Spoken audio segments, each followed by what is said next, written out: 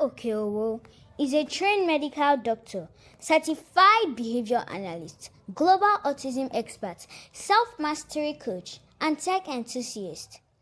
She is the visionary founder of the Autism Renewed, an online consulting practice dedicated to coaching parents on how to help their children overcome speech delay and other developmental challenges. She is also the host of the Autism Renewed Conference, an annual gathering designed to educate and empower parents and the public with actionable strategies to support children with developmental delays. With extensive knowledge in language development, nutrition, and behavioral management, Dr. Lola is a passionate advocate for joyful learning. She specializes in helping parents transform their homes into vibrant environments that foster both learning and fun. A firm believer in parental empowerment, Dr. Lola champions the idea that an informed and equipped parent gives their child a parenting advantage, one that makes all the difference in navigating life's challenges and triumphing over them. As a self-mastery coach, she leads individuals through transformational journeys, helps them understand the seasons of life, break limiting beliefs, unlock their full potential, and embrace limitless possibilities. In addition, Dr. Lola's passion for technology has led her to teach professionals how to transition into the tech industry, access remote job opportunities, and thrive by leveraging their existing skills and experiences. Dr. Lola is also a prolific author of several impactful books and a sought-after speaker, having been privileged to speak on numerous platforms, webinars, and conferences across the globe.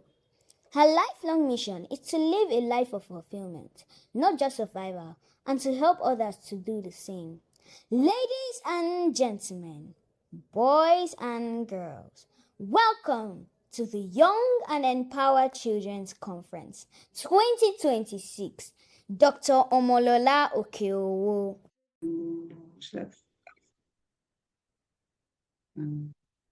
Okay, can we see my screen? Let me know if you can see my screen.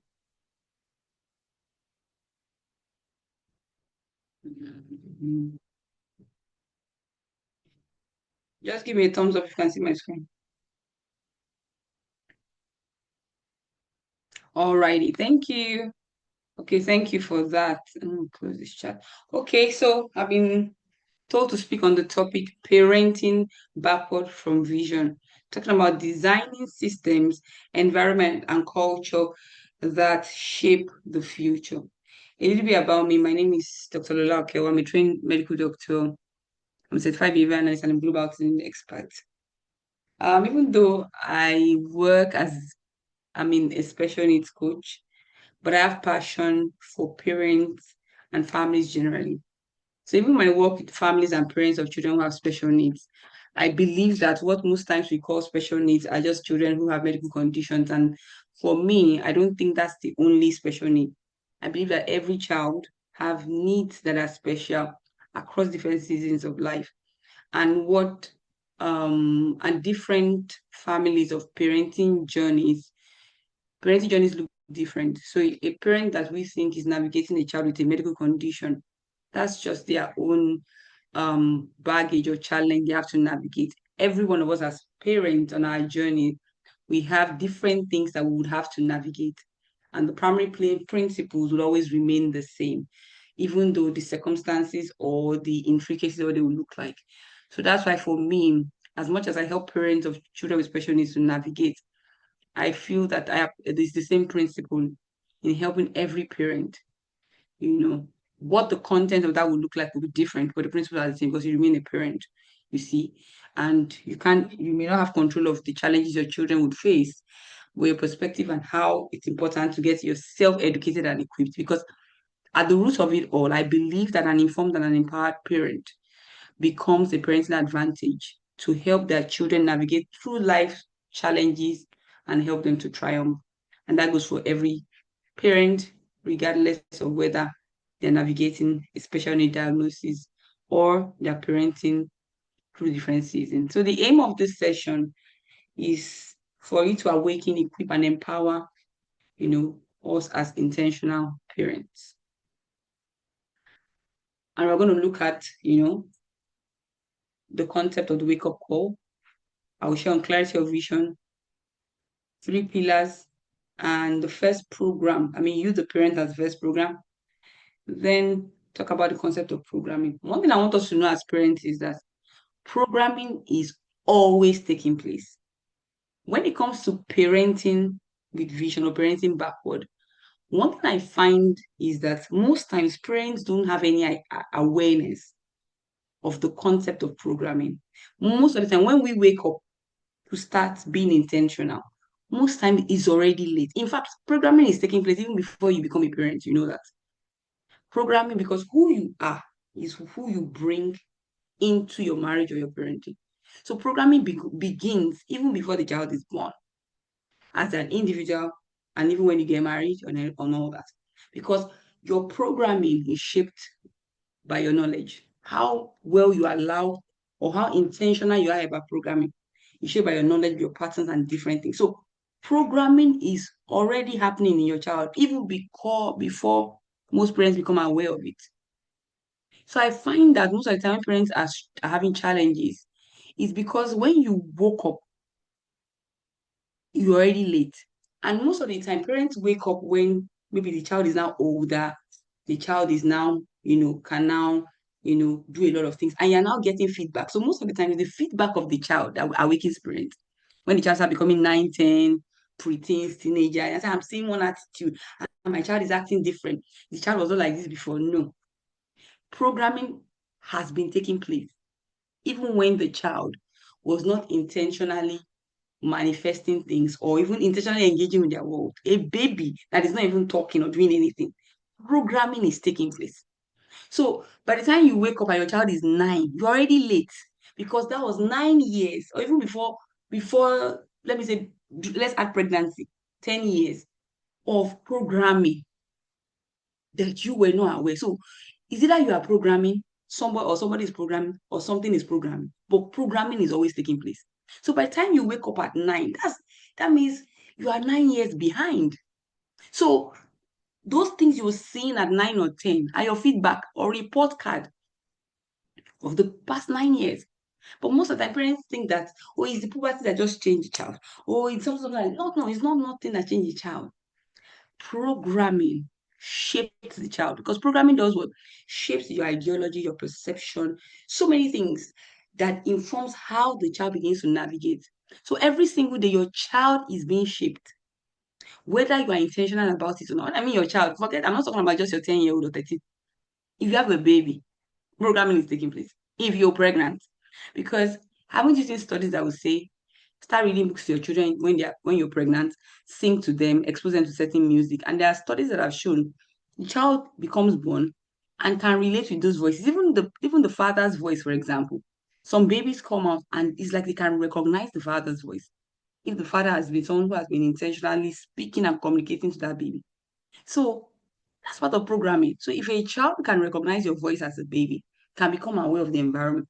Remember, I'm sure most of us that are mothers here, when you were pregnant, if something happens to you, and maybe you become scared and afraid, you notice that it affects your baby. When you become scared and agitated, you notice that your baby, it's like your baby can feel the same thing because, of course, the umbilical cord connects the baby to you, the transfer of and the exchange of blood and all those things. So your emotions, all those things, your baby can also feel it. So that's part of programming because the emotions, who you are, shapes the environment. Because the environment is both visible and invincible. So the forces at work, they're always constant. 24 hours programming is taking place, both physically and non-physical. This programming is powerful, it's embedded in daily life. Some examples that, like in your home, the family atmosphere, both the emotional climate, the visible and invincible. So that's why you see in some home environments, if there's tension, even if it's not verbal tension. If you're stressed sometimes, even without saying anything, you can tell that your children can tell. It's like there's an kind of energy or aura in the house. You will see your children start agitating. I don't know if some of us who can have that kind of experience. Maybe you and your husband now, maybe you have that invisible tension. You notice your children will notice, even have, or you're stressed at work. You notice your children, it's like they can feel the energy. So that's part of programming. the emotional climate, the values, your beliefs. Media. You see this media matter. Ah, God. God will make I can go into detail.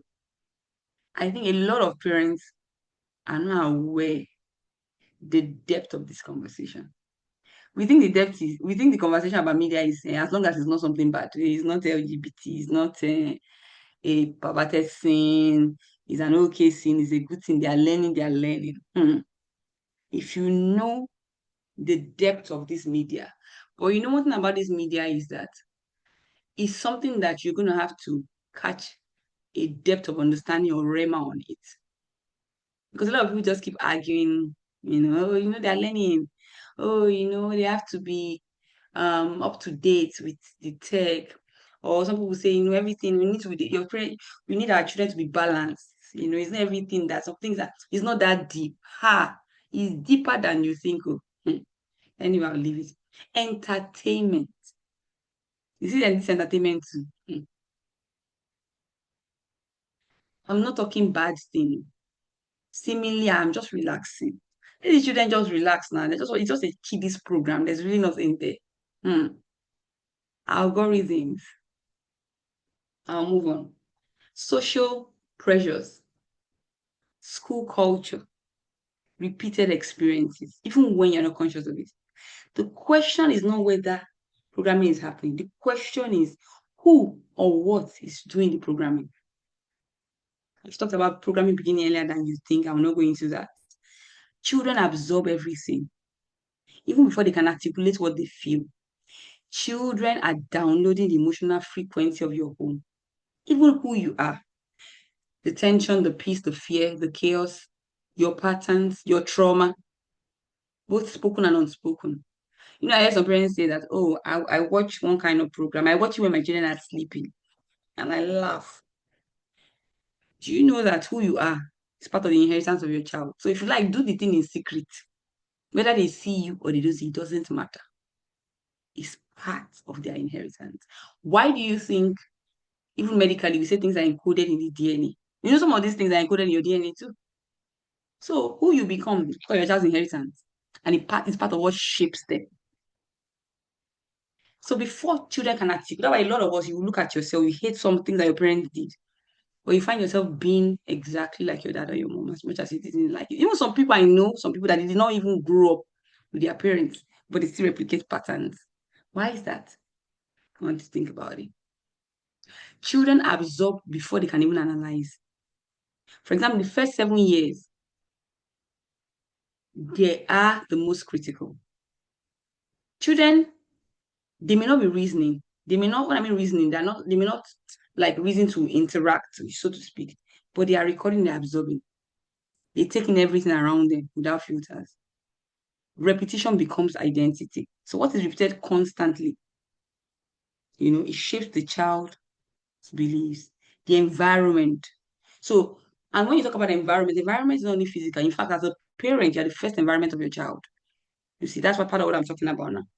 So, because you are there all the time, so all this environment becomes normal. What you surround them with, experiences become belief. Children are downloading long before they are reasoning. So that's why when I tell parents that, school age is 6 years. But I wonder, what do you mean 6 years? What should the child be doing the first 6 years? The first 6 years is your base of programming, your ideologies, your faith. It's so amazing. It's so, like, I won't say it's amazing. I would say it's disheartening. When I meet with parents, particularly Christian parents, I'm a Christian, so I'll speak from a Christian perspective anyway. And I see a Christian parent who has been a Christian even before a child was born and has a child, nurture the child. It's not that the child went anywhere. And the child arrives at 10 or 13, and your child is questioning your faith. Something is wrong. Like, you are in this faith. Some of you were escorts in school, professor even before you got married. Now you married, you carried a child for 10, 12 years, and you cannot see the tangibility of your faith in that child. There is no visible, they're questioning that belief. Something is wrong. Is that because you did not think that means something else is programming your child? Programming is both intentionally and unintentional. See, you have to be so intentionally programming that I always say something such that your unconscious environment, you take control of your unconscious environment consciously. Let me say that again. You must take control of your unconscious environment consciously. How do I mean? Some of us will say, this room is too quiet, so I like music just playing in my background. So you see some people just leave TV on, just leave one radio on. You don't really know what is playing there. And some of us sleep with radio on. You sleep with TV on. Let me tell you, whether you are listening to that thing or not, whatever is happening is entering your spirit. And I tell you, you are raising children in a home. The things you allow through your TV, through your media, through everything, the things you interact with. Some of us that watch all the, I don't want to be mentioning it, it's a public platform, but they will ban coach David. You know, all those your thing that you watch, I normally vote. You know, also some of those your influencers that you follow. They are part of the environment of the child. Your attitude online. And I will tie it to you. I will tie it how you relate to the vision later on. I will still tie it, I'm getting there. Because a child will not suddenly arrive at a future or suddenly manifest a vision just like that by wish. No, it's by the systems, by the environment, by the designing of that journey. So a child is given to you as a parent to nurture for them to arrive at that future. But if the how do they arrive? It's not by I just every day I prophesy, every day you do affirmation, but your environment is not aligning with the affirmation. So why are we deceiving? Children are downloading even before they become aware of it. I used to joke with people that before you knew what one times one was, they programmed you in one times one. I be A for apple. You were saying it and saying it before you even knew what it meant. That's a programming, is that not programming? So when parents argue certain things, oh, these children are still young, they cannot understand prayer, they can't understand scripture. I said, did you understand one times one before you started saying it? You didn't understand it for Apple. You didn't understand it. They programmed you. You said it, said it, said it. So the understanding you caught up with it, that was the programming. The same way you go and learn French. Did you understand it? C'est soit. You didn't even know what it meant. You kept saying that's programming. The strongest curriculum is a lived curriculum, not a spoken one. And that's another disconnection I won't find. Friends now want to form this thing. You want the children to live by it, but you are not a reflection of it. You can tell a child what to believe, but what they live is what they become. So you can't tell your child something and you are living something by the atmosphere you create, by your activities. I tell some people, say you're a faith family. Can your children tell you're a faith family? What you spend your time, your energy, your resources in. You have one Bible, you have 10 weeks. You say you're a faith family. The Bible you have is one you bought 10 years ago. I'm not a faith family. Read on paper. Even your child, I see parents say, you might, how many shoes does your child have? How much have you invested in clothing for your child this year? How much have you invested in their intellectual and their spiritual development? And you are telling the child, you have to face family. It's just, I mean, it doesn't add up. I look at your child's library. How many faith books do they have? How many secular books? They have all the Dr. Seuss and all the Diary of a Wimpy Kid and all the Harry Potter. They have the whole series of Harry Potter. And your child has one Bible, Gideon Bible, that they gave you during evangelism or during the christening. And you say a faith family. You're just deceiving yourself. It's what atmosphere. What is repeated all the time? Children are also watching you. If your child takes a stock of your 24 hours, how many hours do you stay engaging in the things that you say you really believe in? You want to parent a child to arrive at a vision. That vision, what does it require? How much things are you investing daily? Resources, time, energy, sacrifice to shape that thing that you say you believe. That family value you say you believe. If I take a stock, how much invested are you in those things? So most of the time, parents are contradicting. You say the child is, yeah. Well, I know sometimes children are just looking at us as hypocrites because these children, they are very smart. They can think. They are thinking. They won't say anything, but they're looking at this thing doesn't add up. What do you reward? What do you celebrate? I was talking to a parent who their a child was doing one kind of sport, and they're like, I didn't, I'm supporting. I said, you're not supporting the child. You didn't know now. See, I'm supporting their dream. I'm not saying that you just pay for lesson or tutorials. No. How passionate you are about those dreams. How your face lights up when they talk about those things. How much knowledge, research on that thing that is dear to them. For example, your child likes music now. or likes to play an instrument or likes dancing or something. How many books have you read on dancing? Your child likes this particular sport. What do you know about that sport? What link have you researched on it? Do you know the history of it? Have you invested in taking them to go and watch a game? So before you tell me you're interested, the children know. You're not saying not really, but they see you when they're not passing maths. How you go and look for lesson teacher? How you change their school? How you buy textbook? How you go all out to just make sure they see the difference, and you tell them that no, it's not. School is not everything. We're not putting pressure. You're putting pressure. You can't tell the difference. When they pass the math, hey, your face lights up. But their games and all those things, how much does your face light up when they're talking about it? You just okay, I listen to them, but they can see your expression. So those are the curriculum that is creating. The competitors for your child's programming. The world is not passive. Everything is actually, you have a baby, you are pregnant. Like I said, programming is taking place, whether you are aware of it or not. Everything is curated intentionally. You see all these kiddies program, people think they're just passive. They're not passive. Nobody spends millions of naira to create those things, all those books. They don't. Music, all those things. They're not passive. They're not just entertainment, just relaxing. No.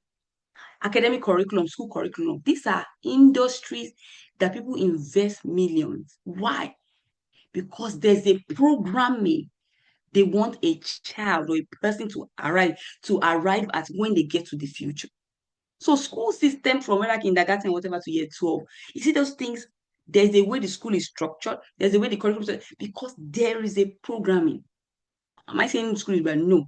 But if you are not aware of the programming, as you navigate with your children, you may think that your child will arrive at a particular end and you have a different end. Because school is a tool on your journey. School is a tool on your journey. So that's why a good school may not be the right school. So you are the one that is stewarding a destiny that you want to arrive at a future. You are parenting backward. So parenting is like you walk from the answer backward. You start parenting with the future in mind, a picture. That's the vision. Do you understand? To now program for that vision. So I'm parenting, I want to arrive at a future. So I must start from the answer backward. So to arrive at this answer, that means who do I want to see? When I mean, let me put a caveat. It's not your vision because you don't own the child. I'll still get to that somewhere in my slide. Your children are not your own. They are God's children. You are entrusted to steward them. So when the Bible says train up a child in the way you go, not the way you want. Okay, I'll still get there. There is a way who the creator that gave those children to you wants them to go. So that vision, when I say the vision you want, what you want to see, not what you particularly, in alignment with what God wants to make of them, because that's the foundation of it. We'll get to that. So when I say who do you want to see as an adult, I'm not talking about you, like your wish. You should have started with who God has revealed the child to be. So that's what you now want to see. So to arrive at that, we need to so programming is the systems and everything we create. I'll get to that to help the child arrive at that. But because the world is not passive, that's what I'm talking about here. It's not passive. Things are going on intentionally, relentlessly, competing for the mind and the heart of your child. I tell people that the way God wants to use your child's mind and intelligence and talent, the devil too wants to use those things. So you don't think that my child is a child of grace. People quote all these things. It's a child of grace. You will do the devil is hunting for that child because the devil needs vessels as well to use that intelligence to create. It's all this perverted creation. Every form of perversion is a learned behavior. There are people that sit and create those perversion. So those ones are tools. So that same intelligence they can use to create something positive. You see. So what are the things that are competing with that? Systems of programming, social media, entertainment, peer pressure, consumerism, unresolved family trauma. Every system is installing something. The question is whether your own intentional program is louder and more intentional than those things. I want you to reflect what beliefs, what fears, what habits or mindset do you carry that you never consciously choose, but you simply absorb it from your own environment when you're growing up. That is programming. Some of us we are so programmed that maybe the way you even stare when you're cooking, you would think, that's how your mom does it. They program you so that it has become reflex. What was installed inside of you, and what are you now installing in your child? Vision must come before strategy. That's what I'm saying now. You cannot design what you have not defined. So intentional parenting is not possible without a clear destination. That's what I'm talking about now. So everything you're doing now, you are building, whether you are building or not, systems, routines, culture are being built. Either it's with you or without you. Without whether you know it or you are not, you don't know it. But you can arrive at a future. When I mean you and your child that you haven't seen. Without vision, parents will just default to you're just going to be reacting in times of crisis, copying other people, what is raining, everybody is doing it, do what works for you. And as the advancements come, you won't know what to drop and what not to drop. Some things are not bad. It's not about sin. You must leave that level of something is sin or is bad. If you're raising someone who is a king, if you have a glimpse of the destiny of your child, you will know that certain destinies have certain consecrations. Not because it's a sin. Uh-uh. Some identity. You think about organizations. Zenith Bank, maybe there's a way they dress in Zenith Bank that is very different from GT. You can't come and argue. Okay, they said they don't wear this kind of thing. It's now sin. So when people argue some of those things, it's not about everything about sin. No, there's an identity that is suitable to that vision and that destiny. With vision, a parent will be able to build intentional systems daily, purposeful routines and rhythms, environments that will be aligned with the child's destiny at every point. It's not every place that a child can go and do holiday. It's my sister, it's my uncle's, whatever. All the children, all the grandchildren, all of it's not everywhere. If you have an idea of the destiny they are stewarding, there are some kind of schools your child can go. There are some people that cannot be their friend. They can't be their friend. You know, you build culture that would outlast your presence. So intentional parenting begins with vision. That vision, that future. Everything else will flow from the clarity of that destination, that vision that you want to arrive at. So this is what I was talking about. When the Bible says train up in the way you should go, not your own way, not society way, not the way you should go. Is each child carries a unique wiring, their purpose, their assignment from God that you must discern, first of all. So some of the gaps I find is that when I ask parents that who has God told you your child is? It's so amazing when I ask a lot of children don't know the meaning of their names. Just give all this flowery name.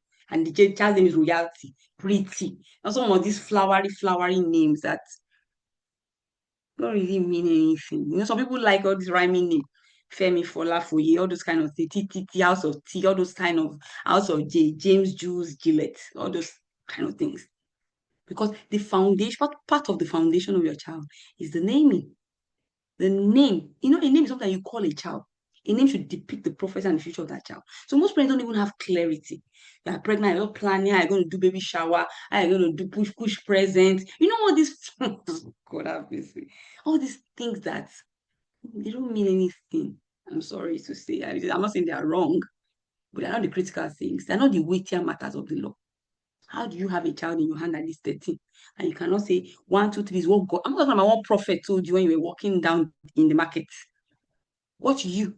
How do you carry a child for 13 years? You can't clearly say 1, 2, 3 is the things that God has said about you. You don't have clarity of vision. That's our core duty as parents. Core duty. So find it and guide them. And when they come to the age of accountability, help them to take responsibility for the rest of their journey. So many parents confuse vision with control. So true parenting vision is not about managing outcomes. You just have one dream like that, you want to be a mother, a mommy of doctor, house of doctors. Just have one of these flowery dreams. Or some people, or you now have a hospital. Because I'm a doctor and I have a hospital, it means that this not my child to be a doctor. Be not. You don't need to be a doctor to manage a hospital. If you don't want that business to even die, we are called to steward destiny, not what we want, what God wants. So vision is not forcing your dreams on your child. Not reproducing yourself, mini me. You do all these mini me pictures. There was a day God told me something. He said, you have to move away from the era of, this your nose is like your daddy's own. You look like your daddy with the way you walk. God said, what are the inheritances? What are the graces that you have labored into that can become an inheritance to your children? Some of us, we have labored into perversions. Some parents have. I'm not saying you here. Because I don't know. I can't say anybody. I'm just talking about parents. Parents, some of the struggles of children are perversions that parents have labored into that have become an inheritance to children. That's it. So what the other thing in our family, these are we talk, we talk, we don't take nonsense. Those are rubbish inheritances. What graces? What are the things that you deal with this thing, you become a better version? You imagine, and what that thing started with me. I was watching a man of God, and he went for a program with his granddaughter. He was not introducing his granddaughter to another man of God. He said, "Look at my granddaughter." I mentioned that name. He said, "Do you know that she carries her grandmother's healing anointing?" And that thing struck something in me. It could be your kindness, it could be your empathy, it could be your creativity. Some of us, we are very good when you enter a place, how you're able to see possibility in a room, how to rearrange. I think those kind of unique graces. And you see your child manifesting. But your sharp mouth, you see your child is manifesting sharp mouth, and you're happy. You say, "Ah, yes, he's sharp mouth like him, like me." That is sad. That's the parent laboring. We know that means you don't have any vision. If you have vision correctly, you will know that those are not things that we should perpetuate, because those can be contrary to the child's destiny. So vision, you are designing your child's unique purpose according to God's design. Then you steward that destiny according to that purpose. You will identify their wiring, their gifts, even their weaknesses, because we must move from strength to weaknesses. So you must identify their weaknesses. And sometimes some weaknesses may look like, for example, God shows you that your child is going to be someone that's going to be doing public speaking like Moses, and child is a stammerer. That stammering will make you see that no, this is something we can strategically deal with, because where the child is going, a skill of this boldness or whatever, they are going to need it. So it won't mean that you will excuse a weakness. It means you'll be intentional to create systems and strategies that will help them navigate those systems. And you will elevate their strength.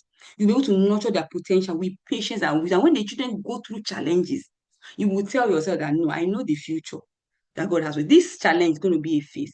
Even when I help work with parents who have children with special needs, and that's what I tell them: catch a glimpse of the child's future. The challenge now will become small, because when you see something bigger, the present challenge will become small, and you have enough strength and hope to fight and navigate through it. Remember, you don't own your child, you are stewarding a destiny. Okay? Child is a specific assignment given to a specific family for a specific purpose. So that's why your family must be created, there must be created system that help you to help your child arrive at that destiny. You are accountable for how you nurture and protect and develop what has been entrusted into your hand. You are raising a future adult. So your 2-year-old, your 5-year-old is a future 25-year-old, 30-year-old. Somebody's spouse. You are raising a future parent, a future kingdom representative. Some of us are raising future governors, presidents, apostles, prophets, deliverers, leaders, musicians, specialists. You're raising a future adult, a future leader. So parenting backward from vision. So you must shift yourself and understand that you must move from reactive parenting to visionary parenting. From just you're managing today to they are designing tomorrow. So every day is not passive. So this will help you to move from the pressure to survive. I mean, a lot of parents have what I call parental peer pressure. It's a thing. What is that everybody is doing? Every 10-year-old, and this is how they do the birthday. At this age, everybody have phone. Everybody has this thing because of no clarity of vision. You stop reacting to some behaviors. When you have a glimpse of your child's destiny, even when they do certain things, you will fight and know that no, you are beyond this. So this is you're going to navigate this. I will do everything to help you. You will move from convenience to what is least resistance. You will know the price you will need to pay to arrive at that destiny. Okay? You would, and a lot of us, you will reparent yourself if you have to. You will go and learn. What you didn't know, you go and learn. As an intentional parent, you must parent from purpose and long-term vision, from the destination. Like I said, you are going from the outcome backward. You are working back from the answer. You must be proactive, to be intentional, to be design, create structures and systems. You must parent from values and kingdom principles. For example, look at architects now. They always see the finished structure, even before the foundation is there. So they design from structure, from that finished structure. I want you to pause and reflect and ask yourself, who is your child becoming? Not just what they are achieving. My children, some people, parents want to come to me and say something. They will say something, this child, maybe they're talking about emotional intelligence. They will not want to crown it and not say, but he's doing well, he's doing well, this kind. I'm like, In fact, you see that doing well is what you have even spoiled it. You have spoiled everything. What that doing well, which one is more critical to the destiny of that child? Is it that they score A in maths, or your child needs to understand discernment, situational awareness, emotional intelligence, which are more critical to their destiny? I joke with parents that you and I, what are you using maths and English to do? Except maybe you are a maths or statistics. Me, I'm only using maths to count money now. That's I don't think four-figure table, all those things, Venn diagram. I don't know what I'm using to do. The Y, the X, like someone said, we're still looking for the Y, the X. We don't even know where it has gone. So why am I going to put pressure on my child? Am I saying it's not important? No. But let it matter to you more now, what will matter later. Pay more attention. Some things are primary, some things are secondary. What kind of adult are you raising? Picture your when I say 25-year-old, like it's just a figure. 25-year-old, 30-year-old, the adult you're raising. What do you want to see? Who do you want to see? Not you now, in the context of what God has revealed. And if at any time you have never done that, you have to go back to the dream. Because if your child asks you today, mommy, daddy, what has God told you about me? What do you want to say? I don't think they say you're great, you're special. So have vague things. You must have specifics. What strength will this child need for their assignment, for their calling, for their generation, who God has called them to be, to fulfill that vision that has been revealed to you? If it has not been revealed to you, you must go back and make sure it's revealed to you. Because God owes us as parents. Yes, it's just that most of us have not brought ourselves to that place to really seek. I'm not saying pray. A lot of parents pray, they don't seek. That's not the same thing. I'm not going to teach on that today. Except somebody asks about it anyway. What values must define this child? What are the non-negotiables? What is God's assignment for this child? Who are they going to be? When I mean now, I'm not talking about profession. Most of us think that I was saying, oh, my child is going to be a lawyer. No. Some of the professions that your children are going to do, they don't even exist now. So imagine 10 years ago, can your child say, I want to be a prompt engineer? I want to be an AI specialist? No. So don't limit your children by professions. Rather, the vision is beyond the profession. The profession is just a platform of expression. Let them, who do they want to be? What problem do they want to solve? Because as the world grows, so many other tools and things are going to come that can help in fulfillment of those expressions. So if you tie them to, you're going to just be a surgeon. Yes, to come, what if surgeons don't exist anymore and robots are doing everything? You see? So, but you can still fulfill the vision. Am I still on? Okay, anyway. Vision must become structure. So let's talk about these three pillars: systems, environment, and culture. Let me move. Yeah, pillar one. Oh, sorry. Systems shape children. So systems are the invisible architecture of your family, right? So we have routine, rhythm, structure. They are quietly shaping your child. And that's why, of course, those of us in the mastermind, Coach Mary does a good job at teaching us how to create those structures, those routines, those rhythms, your family vision, your family policy. I'm sure she teaches you to do all those things, I've been privileged to, enjoy some of those resources. I'm one of Coach Mary's best students too. So consistent daily patterns that create predictability, safety. But like I said, you're working from backward, from answer backward, depending on who you're raising, what kind of family you are, the vision that God has for that child. Okay. Frameworks, as structures, boundaries. Then of course their character, their habits, temperament and personality also will shape how you modify certain things and what you put in. So you have the structure and the routine as guides, lines, or as base. So what you now put in may be different and can change from time to time or season to season. But what it helps you to do, it helps you to measure, it helps you to troubleshoot if there are issues, it gives clarity. So children rise to systems more than just instructions. You are everything, talk. No, he's not talking. What are the systems? That you need to create that would help them to even reinforce what you're teaching. So you have to become an intentional parent, not a reactive parent. Some parents, when something happens, hey. And I want to tell you that as a parent, if anything even happens, I tell parents, any challenge on your journey is a feedback. Any challenge is just a feedback. It's part of the journey and process.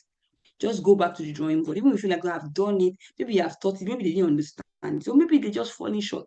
Okay? So instead of reacting, take it as a feedback and go and refine the process. All right? The difference between a reactive and intentional parent is not just love. Everybody say, I love. Love is not enough. Love, you can't hand over love to be as a tangible tool, you see, that the children can now follow and replicate. Do you understand?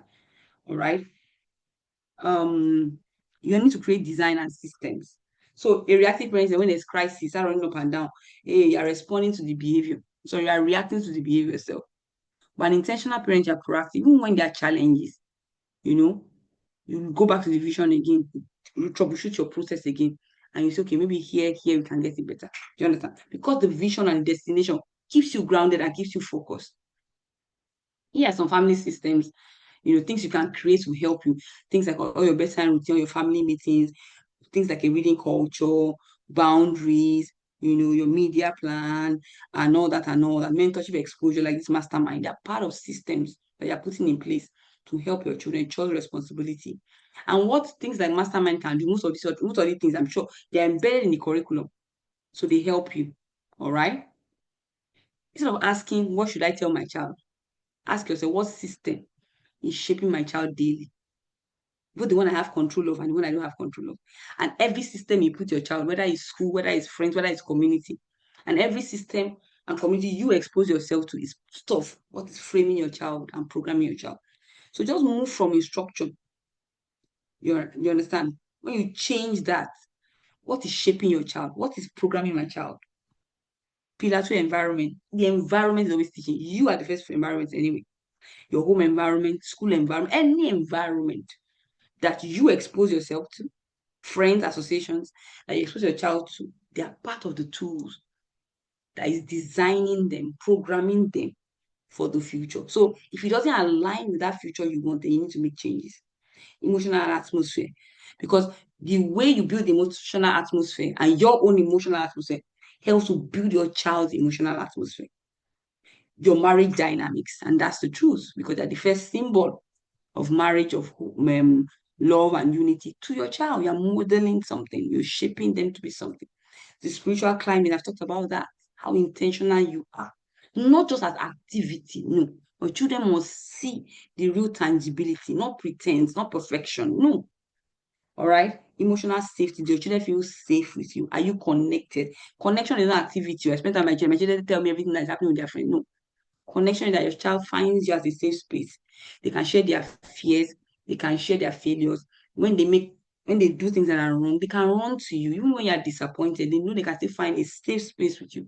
And you can help them to navigate despite them falling short. Children become what feels normal to them. So you need to normalize the right things. A lot of homes have normalized, things that are not right. If that's why I said that even when it comes to secular things, you have to be very careful. Entertainment is the enemy of spirituality. All these secular things, what they do is that they make you, you are just warm, and you cannot arrive to the depth of your destiny and vision. You're just being warm and just saying, I'm not doing too much spiritual, I'm just here. Because in the secular space, the devil can always beat you when it comes to secular intellect. Whatever a child experiences repeatedly becomes their definition of reality. So we need to be very intentional. Some of us pray for our children, but we speak wrongly. Sometimes you sound like a joke. You are horrible. You big head. That your head like a Nikon. Ojuigo. A child wearing glasses. All those little things. Those things, they matter. They matter. You can't be praying right and be speaking wrong. Chaos must not be normal. Toxicity must not be normal. The language, the atmosphere, So we need to be very intentional that the environment and our systems are aligning what we truly believe. All right. Talk about the home environment. Do an audit of your home environment. Some of us don't allow people to live in your house or pass by that don't align with your value. I know some parents are nice, but they're not wise. And children, everybody's traveling from Canada. Everybody that enter Canada is your house. You go spend 1 month because they are one nice deaconess or whatever. Everybody in your church, everybody just come. Those things are not. You may be a nice person, but as a parent, that is not wisdom. You need to be wise. You understand? Because everybody you're bringing their values, their culture, their spirit, and they can contaminate your process. So you need to be very intentional, even if they're family members. Your child becomes exactly what this environment is producing. Ask yourself the environment. Remember, you first as an environment. Everything you do, everything you consume, what music do you listen to? When you're doing your birthday celebration, what kind of music do you listen to? I'm not talking about when you're in church. Your subconscious mind, when you're relaxing, all those things, they shape the environment. Oh, okay, now it's not time to pray, everybody close and let's pray, pray, pray. You see people that are praying, they're doing dedication in church, they dress one way. They now go to the after party, everything is out. Who are we deceiving? Hypocrites anyway. What emotional patterns? What does the child how conflict is resolved? How do you communicate identity, what purpose, Is your place is your home a place your child wants to be or where your child wants to escape from? When people talk about teenagers and their parents, they don't like talking about it, but it's not true. A child is wired to be connected to the What happens in teenage years and preteen years is that connection is broken, trust is broken. They don't feel safe with you. They don't feel like you. They don't feel accepted. Because most parents, your child is like you want your child to be somebody else, so they don't feel accepted. They don't feel loved. So that's why they rather run to their friends. If they are connected to even your teenager, they want to sleep on the same bed with you, and you still want to be hugged. They still want you to read bedtime story to them if they are really connected. But what happens is that connection, trust, acceptance is broken. So that's why you see that their teenagers don't want to be interacting with their parents. Your environment is preaching, is teaching, is programming every day. Even in silence, your environment is doing so. Your relationship, I talk about it, your identity, your emotions, how conflicts are resolved, a sense of purpose, faith, all those things. You need to be very intentional about it. I talk about culture. My best definition of culture, I can't forget when I was in year 4. Culture is the way of life of a group of people. So it's not what you just post on your wall. No, like I was talking about, I was talking about by a faith family. Uh-uh. If I come to your house and say, I will know, do an audit of what you spend your time, energy, and resources, what consume even your subconscious mind, your interests, your passion, your what lightens you up. And I tell you something, I was telling someone that see, there are some things that if you still have an appetite or interest in watching certain things, is an evidence of the true strength of your faith. Suppose I'm a faith person and you still like to this kind of music, you enjoy. I'm just listening to the beat, I'm not listening to you're lying. There are things that you will lose taste for. You won't even find any pleasure in. They won't even appeal to you. There are certain things that appeal to you. It's just casual. I don't really know. There's a problem. Or someone say, when I watch, I skip. I'll fast forward certain parts. That you still have the desire to watch one of those things. That is contradicting to what you really say you believe. Something is wrong. What becomes normal? That's what I'm talking about. Culture is some total of what is consistently practiced, tolerated. Some of what you say, I'm not, for example, you say you don't believe in smoking, but your friend smokes. That means that you believe in smoking. So if your child starts smoking, you don't say, where did you learn it from? Anything that does not represent, just like what you watch online too, and the people you follow, if they're not an example of what your value represents, then why are you following them? Because if your child ends up like that, don't say, where did you find? No. Anything you tolerate, anything you celebrate, anything you are passive towards, you are acknowledging it. And your child can be it. There's no passive, okay, I'm not really, it's not really my thing, but everybody can do whatever. No. And let's not look like I'm judging them. No, as a parent, you judge. I still watching destiny. What do you mean? I'm an open book. I don't judge you. No, you do. You do. You need to put bound. Judging me, I'm not judging your person. I'm just saying whatever you represent, if it doesn't align with what I represent, then there needs to be boundaries. Culture is identity in action. Self identity is not say affirmation. Say I am bold, I am this. No. The culture, the system, the routine. I was telling somebody one day, I said, do you treat your child like a queen? You see your daughter is dressing one kind. Do you talk to her like a queen? Do you treat her like royalty? If you talk to your daughter like she's trying, you're not saying that she's not acting like a queen. No. When you talk to your children, you treat them and create systems that embody what you represent, they will rise to that image. Shared value in action. Every home already has a culture. It is already culture, whether you created it or not. The question is whether it is intentional or accidental. It's just the two choices. Things like in this family, we tell the truth, we honor people, and things like that. Instead of saying you a liar, you a liar, why are you lying? It's not a liar. You start my lie, but it doesn't make them a liar. So address the issue and not the person. Because when you address the person, then you tamper with their identity, you attack their identity. We finish what we start. Not to say you're so lazy, shy, you're lazy. You have to be very conscious of this thing. Although I know that it may not be easy because of the way we're raised, but that's part of the journey of unlearning and relearning. What are your families in this family statement? I want you to create them. Be intentional about it. Culture is what remains when you are not in the room. I was telling someone, I said, you are telling your 18-year-old or 20-year-old, you can't wear this. And I said, there's no point now. That's your feedback. I'm telling you, 20-year-old is an adult, and what you should wear. You don't like, you should not wear this. No. It means that it's perspective. It has been programmed in a certain way to want to do this. So at this stage, what you need to do is influence. You can't force it. You haven't really programmed correctly.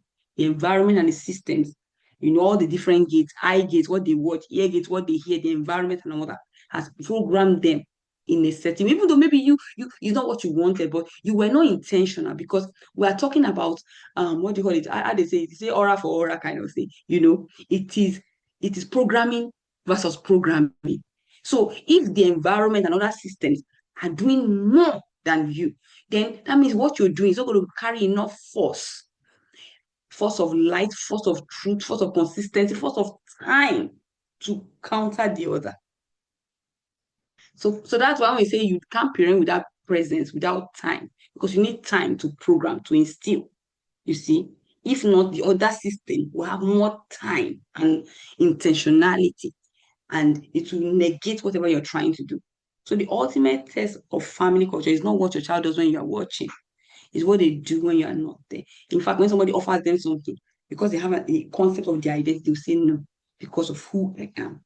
So what in school, playground, in their friendship, and even in their future, really build with the culture you build today, guide your child's decision even as an adult.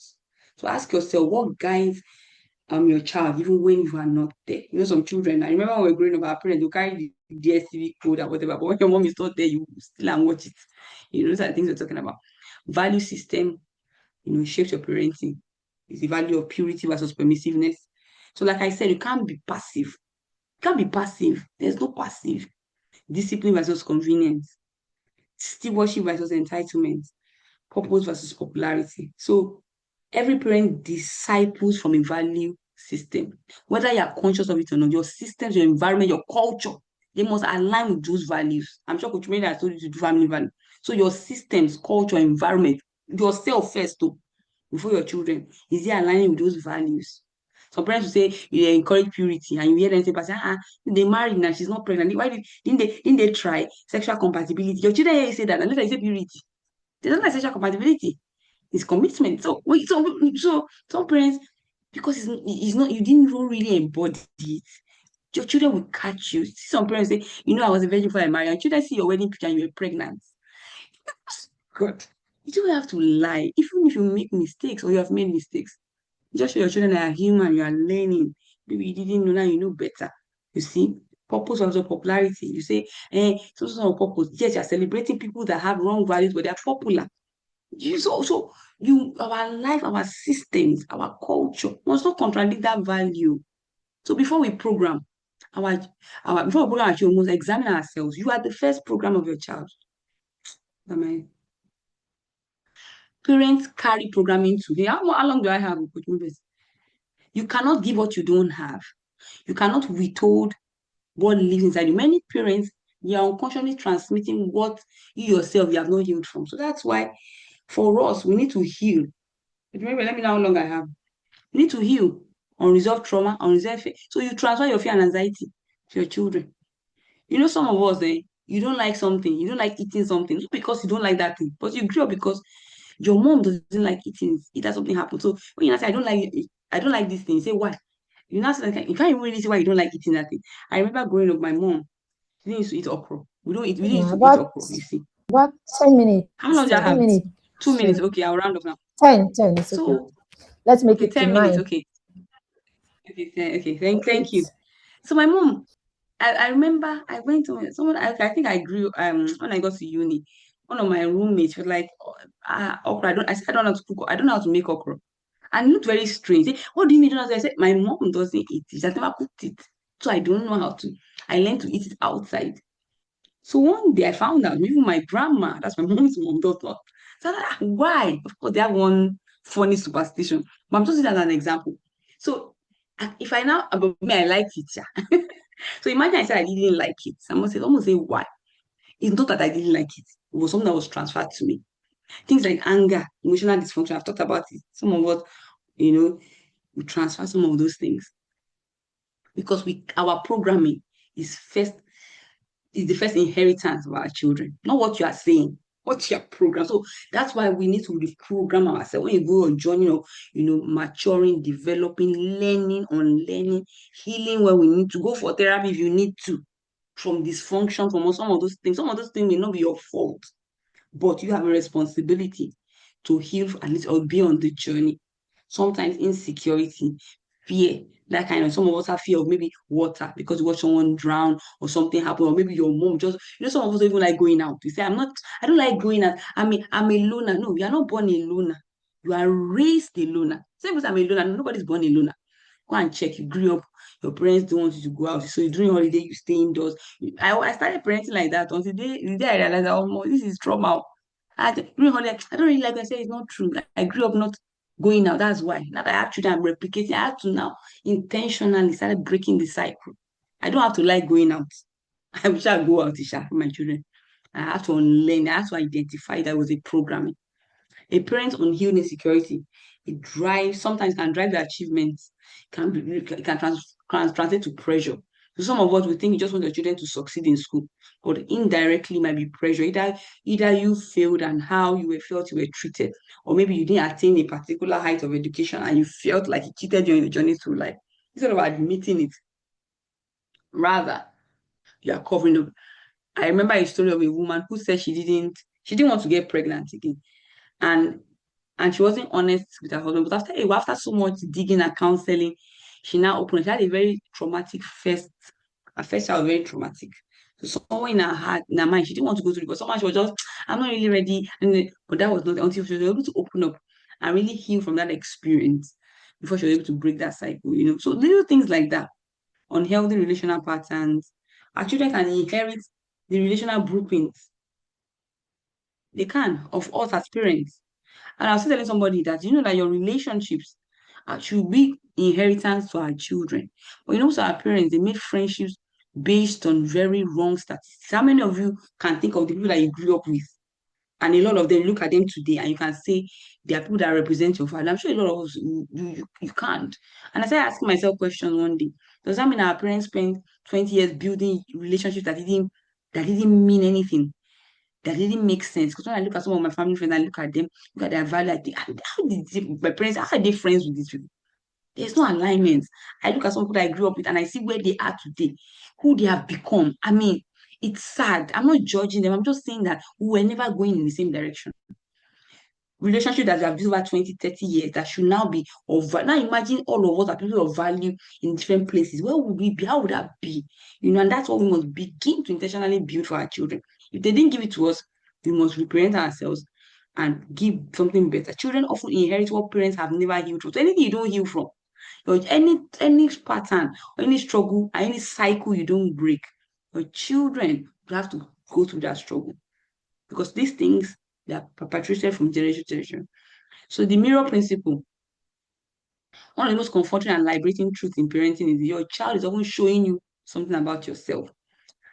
Sometimes the behavior that is frustrating you most in your child is reflecting your own unresolved trauma, unresolved areas in your own life, sometimes emotional regulation. And sometimes, even the attitude towards stress, how they're managing it. Sometimes when you see your child struggle, sometimes ask yourself, is it reminding you of your struggle? So why you are really, really uneasy because you really want that child, is reminding you of how you struggled, how you enjoy. Or sometimes even the opposite. Some of us, your child that is bold, you were bold, but you were shut down. So somewhere in you, your child is everything that you could not be. So sometimes some parents, to be honest, I've seen parents who admit that they are jealous of their children. Yeah, I've seen it. I've even seen someone as an adult. She was jealous of her daughter's marriage. I'm telling you, true life story. It was because she unfortunately got pregnant and the girl's father didn't marry her. And she never got married. So the daughter is now married. Just having tension. By the time they dug deep, thank God she was able to admit it and deal with it and went to therapy and all that. She was indirectly jealous of her daughter's marriage, a lot of things. Some of these things, they're real and we need to be honest with ourselves. Self-worth and things like that. Some people have complex and you see your children inheriting that complex. So parenting requires personal growth. You need to grow, you need to learn, you know. The most important development project in your child's life is not just your child, it's you. It's you. Like Coach Wendy would say, parenting is about you.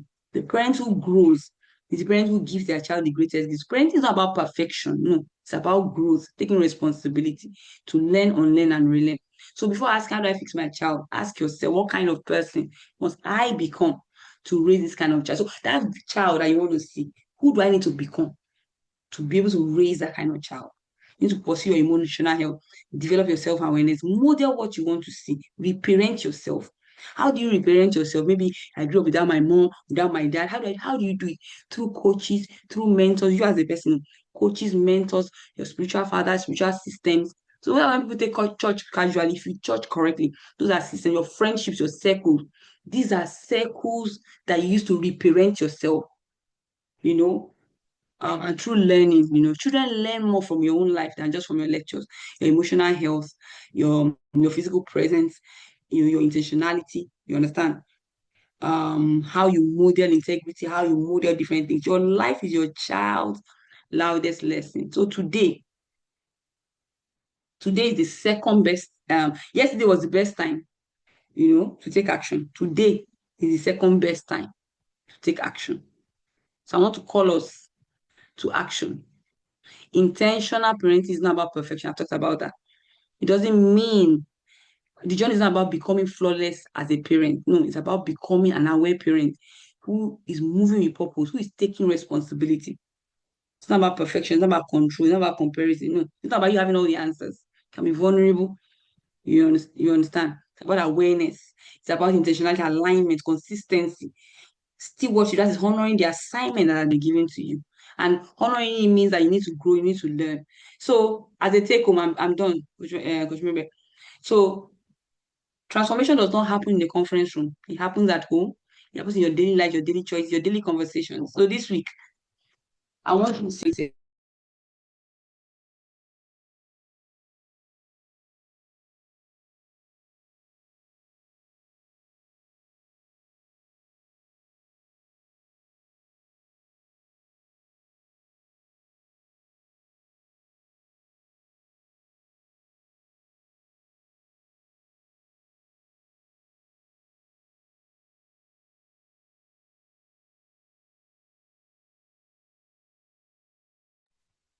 okay, yeah, finish. So seek clarity. So this week, I want to seek clarity for your child's vision. If you have not ever done it, spend time to reflect, pray about it, who each child is. Each child, you have a book for each child. A book that when they are 15 or whatever, you can hand it over to them. All the things that have been spoken about, they should be able to handle it by them. This month, install one intentional family system, whether you a family routine, family ritual, whatever, that will contribute to your vision. Not just you every Saturday you go and eat lunch somewhere. I'm not talking about those kind of vague things. Intentionality, create a reading habit, and create family culture statements. In this family, before you create that culture statement, you must know who the family you are. Have that vision, have that clarity.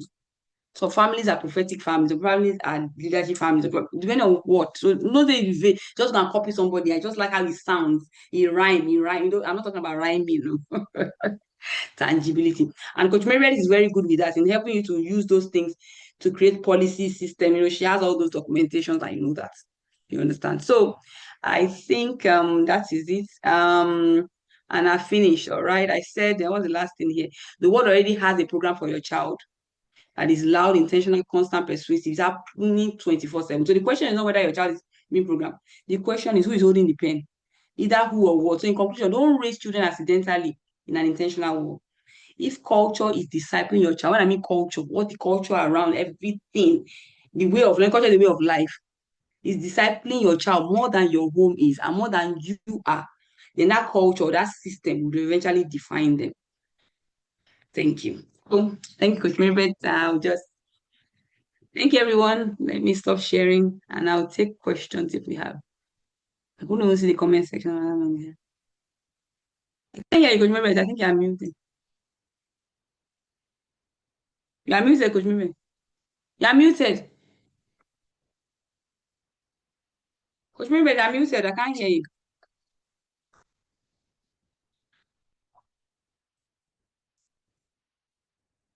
I can't hear you, Coach Mary. Coach Mary, I can't hear you. You're muted.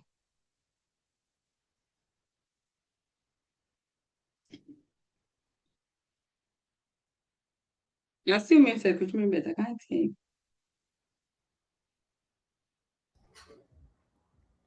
Can you hear me now? Yes, I can hear you now. Yes. Okay, I think I had my mic for so long it actually died and I didn't even know it was not active Okay. anymore. Okay. So I'm like, Thank you. these are very deep, right? These issues Mm, are very deep. And this session is a mm, session that everybody should sit with again. Me, I'm going to sit with it all over again.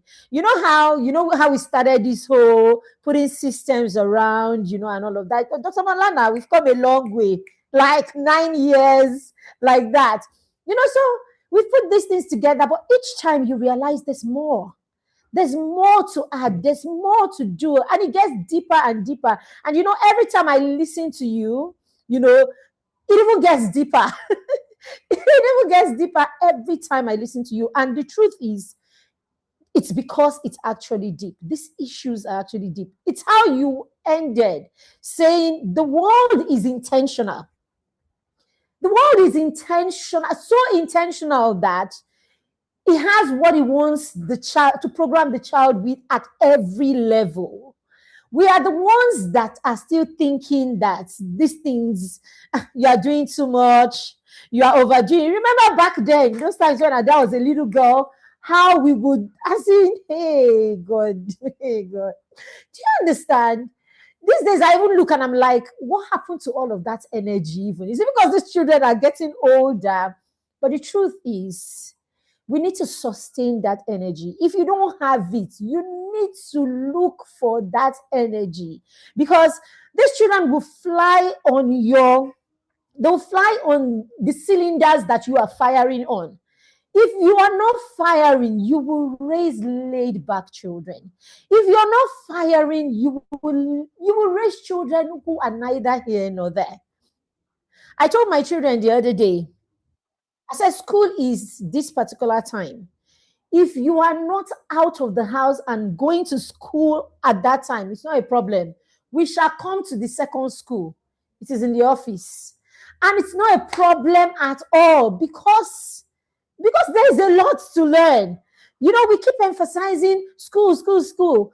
I told them the other day, I said, you see that excuse, I have homework, I have this. It does not work in this place. Create your system. When do you do homework? Do it at that time. As soon as the time for homework is done, we have other things to do. It's okay. Go to school tomorrow. I don't know how you do it. Go early and do it there. But no, one does not reduce the other or cancel the other. And that's because we keep canceling the things that are important for just one aspect of their lives. And so we end up being unintentional about the things that are important. Meanwhile, as you said, the world is so intentional. And then when this culture out there is bringing itself and doing its thing, nobody says it's too much. Oh. Nobody says it's too much. It's when you start doing, we are the ones that are doing too much. Thank you so much, Dr. Mola. Dr. Mola has to go, right? So I don't know about questions. Can you Okay, take I was questions at muted. I all? was trying to say. No, I was muted. I was Okay, trying she's to say. muted. Okay, okay, okay. Yeah, I So can please, take do you have any questions, but questions? Put them so that Dr. the Mola will comment take section is. I them. think the comment section is locked. I think your comment section is locked. I don't think people can comment. No, no. I said it's children we work with. So we're always looking everywhere so that the So children can focus. they have to send to the admin or maybe on the WhatsApp group, because I don't think they can send. They can't comment in the general Can we thing. Yeah, I was unlock trying the to comment send the comment. section? I think it's unlocked now. Okay, it's unlocked now. Okay, it's not Try and unlocked. No, it, it's it's disabled. not unlocked. It's I disabled. said they send it Usually to we you with disable because of the children we work TY. with. You have to private message you. They can only private message you on the TYECC. They can private message you on that. If Okay, they have so if any there's any way questions. you can do that, and I'll read it out. Or Or are you on another YouTube? thing Are we you can, streaming YouTube? you know how it is now. YouTube is the one with the issue right now. So we'll have to upload this on Oh, YouTube. because we can't go live there right now. You have to private message or put it in the WhatsApp group. All right, we have a I can WhatsApp still group. take it. Please go ahead and put all your questions in the group. I would add Dr. Omolola to that group and she would answer the questions. Even if she doesn't answer them right now, I'm sure tomorrow she will find time to answer them. So if you have any question, just as I said last session, don't go with your questions. Don't be quiet about the questions that you have to ask. Ask these questions today. It's not Dr. Omolola like that. So now that you have the Okay, can be sent. opportunity, come and ask her all the questions. Okay, the chat is open now. Okay, I think they can Okay, it's send me a open. question. Okay. Okay. Okay. The chat is All right. So open, if so you you can have ask questions you want to questions. put So in the chat room, kindly do ask that question. quickly. You may ask question. Coach Marybeth knows me. I don't waste Ah. time. You don't know how many sessions that we say I've had the Coach Mary over So the we years. don't even have those long sessions. We don't even have those long talks anymore. I say life has happened. Please, if you have Drop me questions, there. ask. Let's answer the questions today. Thank you so much, Yeah, everyone, for being here. I'm waiting for your Mm. question. Okay, so in the meantime, if you have questions about the Mastermind Circle, it's really very simple. We run the program from September of 1 year to August of the next year. It's a full year program, it's a 12-month program. It's for children between ages 4. We used to do 5 to 10, but we've added the 4-year-olds, right? Because we understand that our little minds need to start understanding how to run. We want to train their ears for instructions. So if we can catch them at age 4, even if we're just doing a lot of dancing, storytelling, and then putting in tasks that they will do, small tasks that we'll do. What we're doing is we're training their ears for instructions, and you are pointing them to other people, the kind of people that they should listen to in a world that is full of confusion and too many voices. So what you're doing is you're already putting in their face and showing them, how or who to listen to when you are not there or when they cannot speak to you, right? So very important that you get them into systems like this, right? I always say in the mastermind, they're young children, so we don't load them with too much information. We get them to do.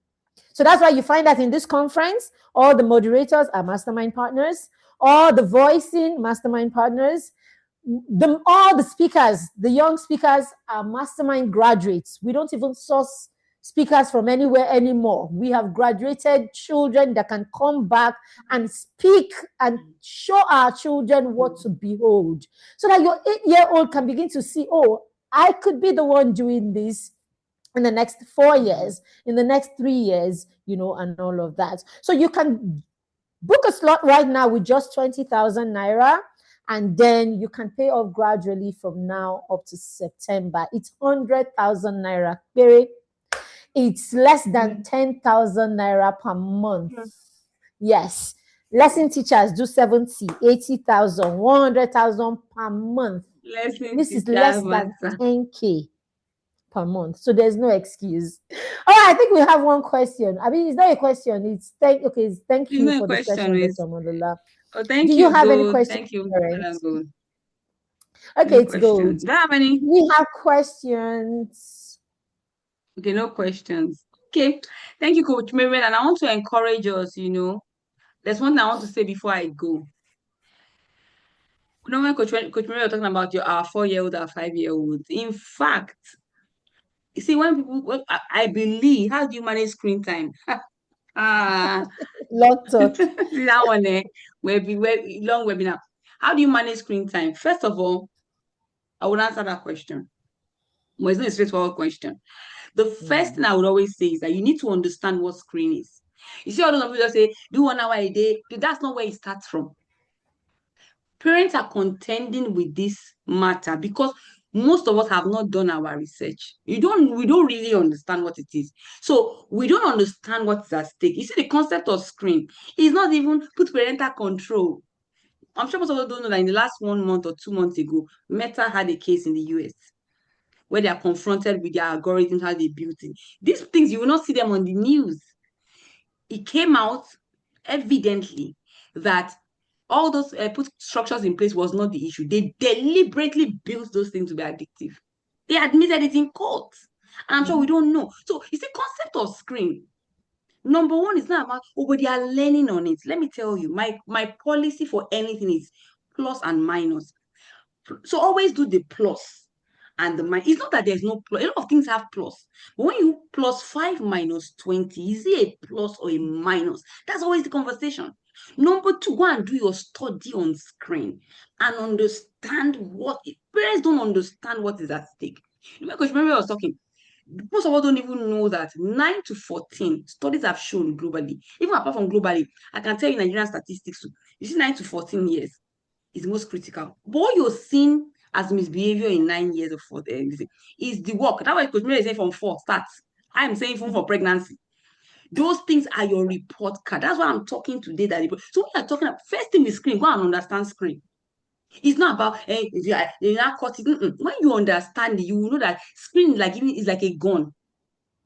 If you know how much I dislike this screen, so many issues. Percentage of, let me shock you. Do you know that 97% of 11-year-olds have seen pornography? 97%. Do you know what that means? 97% of 11-year-olds. I was watching a man of God recently, and he was saying not only one, to one, what was our Christians? Go and do a study. The manifestations among young children and teenagers, demonic manifestation is worse than that. I'm hearing men of God churches that are having problems with their teenagers. Why is that? It's screen, social media. So most of us don't understand that this is a gate. Opens a lot. There's some things I can't share here. If I share it here, some of us, you will not sleep. I'm telling personal experiences of some of these things. So when you understand what it is, first of all, nobody will teach you out. So when you now when I tell you, so I can easily tell you, go and do media plan, put structure in place. I'm still feeding you. You will do it one day, you won't do it another day, you'll be consistent. Oh, how do I know what my children should watch? You don't even understand it. And it's not about whether something is bad or not, is sin. No, I've left that. So number one is you understanding it. Then when you understand your own screen behavior, you will change it. Because some of us were watching the screen. You are telling our children not to watch it. And it's not enough to tell your children not to watch. They must understand why. So I want to tell your children understand why they shouldn't watch it. If they don't understand, they've defeated the problem. But when you understand it, you can teach from a place of knowledge, no fear or denial. No. In fact, I tell you, me as an adult, recently, myself and my husband, we started having issues with our eyes because we're always on the screen. At work, we work on screen. At this thing at work, because most of us know these days now, we type all those things. We started having issues with our eyes. Now imagine children that are on screen. So there's a lot with the screen. So how do you first limit? You have to know the problem with the screen. When you have that problem, you won't give any excuse. You will understand that screen is addictive. It is built to be addictive. It rewires the brain. It causes addiction. Then how do you stop if you are? So now create a plan, depending on how addicted your child, and create a structure and a system to it. Your own screen, remember I said at the first environment. So you must put a structure to it. Not that even if you are working on it, structure to it. And everything is screen, TV, phone, tablet, everything. Then put a structure. Of course, American Association of Pediatrics will say less than 5 or 4, your children don't even need screen. Because everything a child can learn on the screen, they can learn. So the ones that 4, they are learning, most of them are cramming. So put a structure to it. As far as I'm concerned, you're less than 4, they don't have any. The other one, my own children now, my children, they watch screen only on Saturdays. Only even that Saturday, I'm managing. And they don't watch more than 1 hour. Maybe they have their special programs curated 1 hour. My son likes to watch a bit more. So maximum he can't watch more than 2 hours or 1 hour. That's it. And I'm so strict that if I'm on my phone and I catch you looking into my phone or your daddy's phone, your screen time is gone. That's part of screen time. You don't look into another's phone. If I catch you, your daddy, even if he's doing just normal thing, and you are that's your screen time. So I'm very strict It's with that. gone. So yeah, then let me shock you. Now I have to stay with my children watching programs, Coach Marybeth. Do you know that? Oh my God! The other day I was watching an ad with my children. They were watching. They brought the advert, an airline advert. There was They showed a guy naked. I'm not joking. Yeah, the back like he's naked. An airline advert. To shock you, my children watch only even Christian cartoons. Like I talk about programming. Some things are not seen. I will say this one as the last one before I go. That's why I say, for me, I can't just tell you do 1 hour. If you understand what is at stake, sometimes you have to put the cold talking. There was a time in my house, Coach, remember, we didn't have TV in our sitting room. I carried the TV away for months, almost a year. No TV. I carried it away. That time my daughter was addicted. Coach, remember, when I started parenting, I was anyhow person. We had to do cold talking that she'll be running around, pulling your phone, pulling your dress. Oh, no screen, my dear. After a while, because it's an addiction, she will have withdrawal. So don't be afraid that Gina will cry. Finally, let me say this. Even with Christian programs, Coach Marybeth. So Yeah. for my children only watch specific. Yeah, I'm telling you, it's not sin. I want to explain programming. I'm talking about programming. Programming is not something is clearly. When I tell you something is sexualized, it's not like it's sexual sin. They are kissing. No, that's not what sexualization is. And that's where programming. And I'll tell you this story. So last week, my son was like, "Okay, it's TV time. What do you want to watch?" And before you watch TV, tell me what you want to watch. It's not that I just change anyhow. He said Adam and Eve story. There's an Adam and Eve story. And there are many Adam and Eve. So I'm very careful with Christian cartoons, and I'm telling you why. That particular station, or that particular cartoon, had not really, but I was like, okay, Adam and Eve, okay. But now because I've had an awakening and awareness, and now I stay with my children, even when they're doing their screen time. Because I started realizing, like what I told you now, those algorithms or those perverted people, they can tell when a child is working, they infuse perverted things. So I just sat down with it. The Adam and Eve, of course, normal Adam and Eve story creation, but something was off about this cartoon. And that's what I'm talking about programming. There wasn't this thing, they didn't kiss, but they will now do the scene like this. You know the way man and woman, they hold each other's hand, look into each other's eyes, put head together. You know all those, Coach Mary, you know what I'm talking about? A man and woman will hold each other. He beheld his wife, look into her eyes. Oh, Kiniko. Eve is now going. They now show her from the back. Tight clothes. She's catwalking. They will now do slow. I said this thing is sexualizing. Even the serpent. I'm not joking, Coach. Oh God. Coach, maybe I'm not joking. Even the serpent, the way the serpent was moving. Something is off about this thing. Even the way they dress Adam, they make him have muscle, 6-pack. He's working. You see, programming. You think is innocent. I said no. Something is. That's how they program you. The way they dressed Eve, she wore this thing with shape, with she's talking her hair. I said no. This is it. Is that not how we used to read M and B? Exactly. Is that not the programming they create? So see, it's not that they were kissed. When I saw it, I said no. So that was last weekend. So this weekend, my son was like, "Mommy, I was with them," and I told her, I said, "No, you can't watch it." And I said, "Why?" Because my children, as long as I explained to them, so they know, and I give them the matrix of what is safe. So you will see them say, "No, this thing is not safe for me." It's not Coach Mary, a Christian cartoon. They were not kids, but that is sexualization. Sexualization is not a sexual act. That's a Christian cartoon. Yeah, Innocent. programming the innocent. mindset as per what Exactly. a woman should be, what a man should be, and how The man should be how you carry your body, how you look into each other's eye, how you do. What is this? No cartoon. The hair. They will now do slow motion. She will do her hair like this. It will not herself. What is this? I said no. Those are things we will say it is okay, Coach Mary. I can go on and on. But I understand programming. We always wait to see manifestation. Meanwhile, they've messed up the person's programming. So when you create programming like that, you have affinity for certain things. You start consuming it.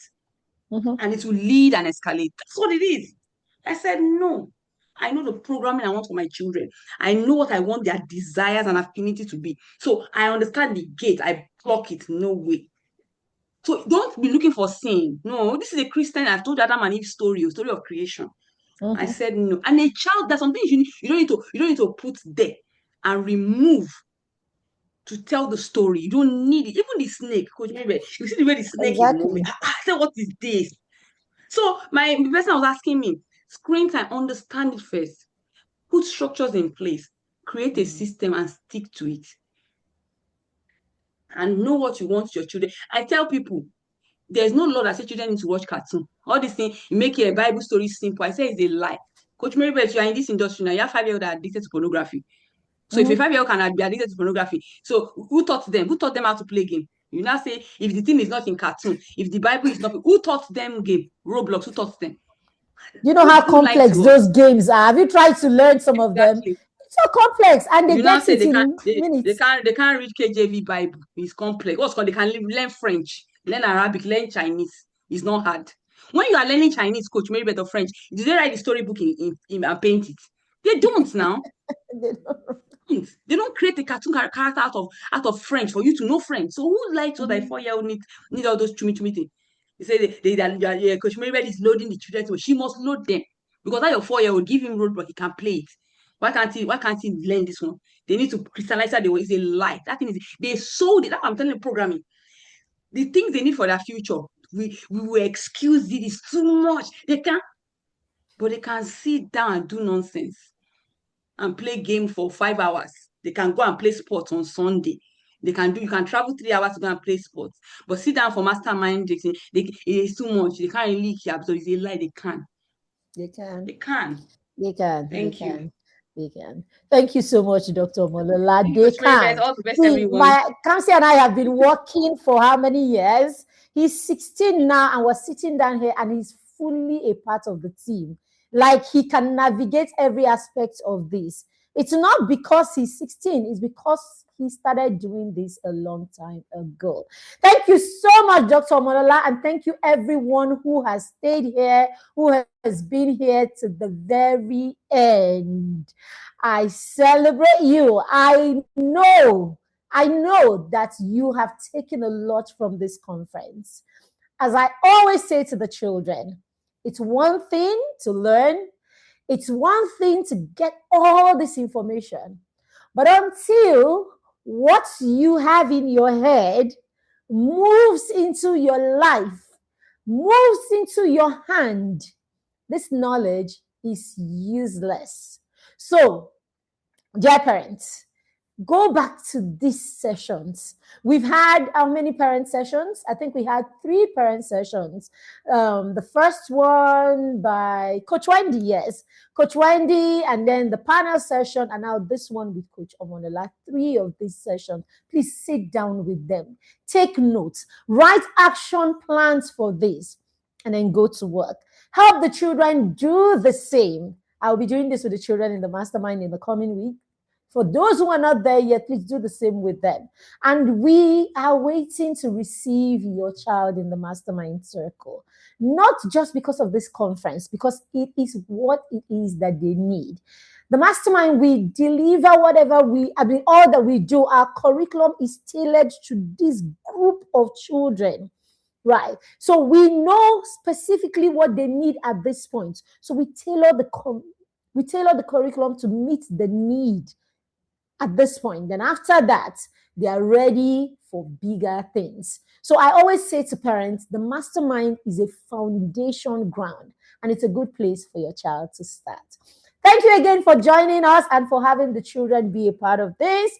At this point, we will be signing out.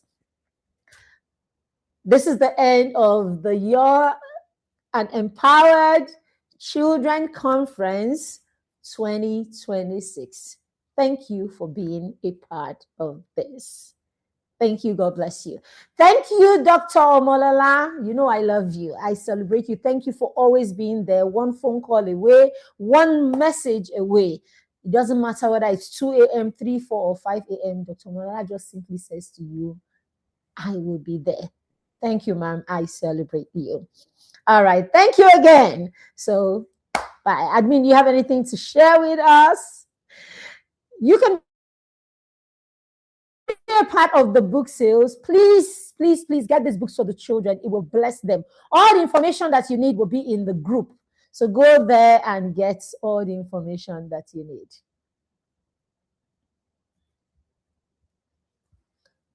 You don't have any music.